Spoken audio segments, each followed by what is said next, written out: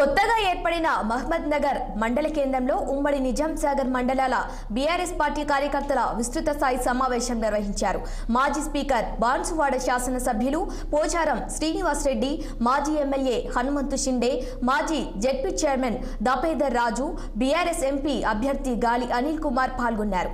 మాజీ ఎమ్మెల్యే హనుమంతు షిండే మాట్లాడుతూ కేసీఆర్ బలపరిచిన బీఆర్ఎస్ అభ్యర్థి జహీరాబాద్ పార్లమెంట్ అభ్యర్థి గాలి అనిల్ కుమార్ ని భారీ మెజార్టీతో గెలిపించాలని కోరారు. కొందరు తమ బీఆర్ఎస్ పార్టీ నాయకులను, కార్యకర్తలను కుట్రలు చేస్తూ భయపెడుతున్నారని పోచారం శ్రీనివాస్ రెడ్డి అన్నారు.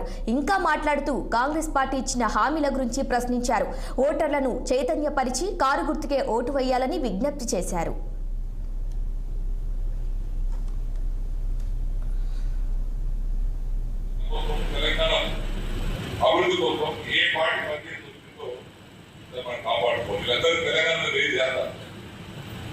మిగతా బీజేపీ నాయకులకు, కాంగ్రెస్ పార్టీ నాయకులు ధ్యాస అధికారం ఉంది.